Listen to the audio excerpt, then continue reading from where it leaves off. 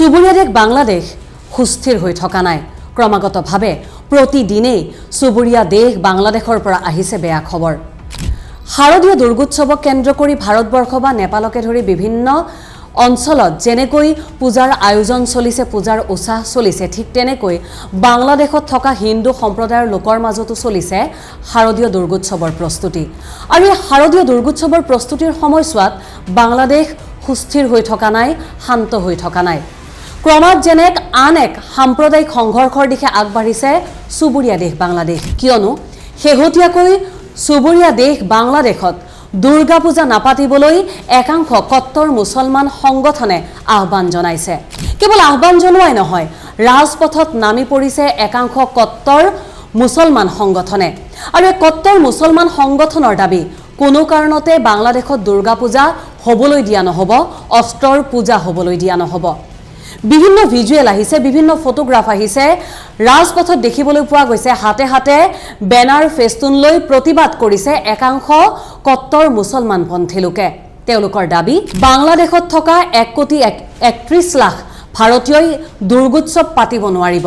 আৰু তাৰ বাবে তেওঁলোকে প্ৰাথমিকভাৱে তেওঁলোকৰ যি আপত্তি, সেই আপত্তি হৈছে যে এই শাৰদীয় দুৰ্গোৎসৱৰ পৰাই হেনো বাংলাদেশত পৰিৱেশ বিনষ্ট হৈ পৰে।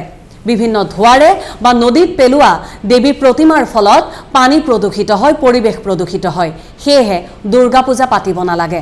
আৰু এই সমগ্ৰ ঘটনা প্ৰবাহত আটাইতকৈ পৰিতাপৰ কথা এয়া, অন্তৰ্বৰ্তীকালীন চৰকাৰখনৰ কোনো ধৰণৰ হস্তক্ষেপ নাই। নিৰুদ্বেগ নিৰ্লিপ্ত হৈ বাংলাদেশৰ সংখ্যালঘুৰ ওপৰত চলোৱা আক্ৰমণ বা মানসিক হাৰাশাস্তি তেওঁলোকে যেন নিৰ্লিপ্তভাৱে চাই গৈছে।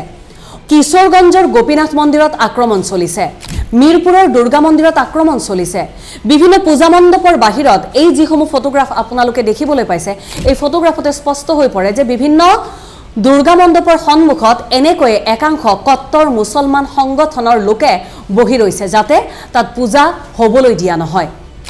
ঠিক একে সময়তে ঢাকাত থকা ৰামকৃষ্ণ মিছনৰ কেন্দ্ৰৰ ফালৰ পৰা জনাবলৈ দিয়া হৈছে, বছৰ বছৰ ধৰি ঢাকাৰ ৰামকৃষ্ণ মিছনত উদযাপন কৰি অহা কুমাৰী পূজা অৰ্থাৎ দুৰ্গোৎসৱ উপলক্ষে আয়োজন কৰা কুমাৰী পূজা এইবাৰ আৰু অনুষ্ঠিত কৰা নহয়। কিয়নো তাতো আছে একাংশ কট্টৰ মুছলমান সংগঠনৰ বাধা।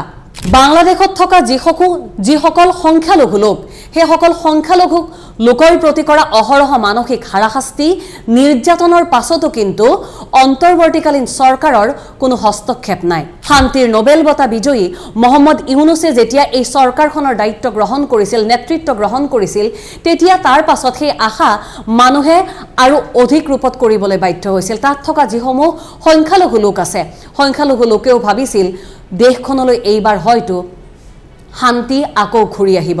দেৱী দুৰ্গালৈ যেন এতিয়া বাংলাদেশত নামি আহিছে প্ৰলয়, দেৱী দুৰ্গালৈ এতিয়া যেন বাংলাদেশত নামি আহিছে সংকট। দেৱী দুৰ্গাৰ আৰাধনাৰ ক্ষেত্ৰত বাধা প্ৰদান কৰিবলৈ ৰাজপথলৈ নামি আহিছে একাংশ কট্টৰ মুছলমান সংগঠন।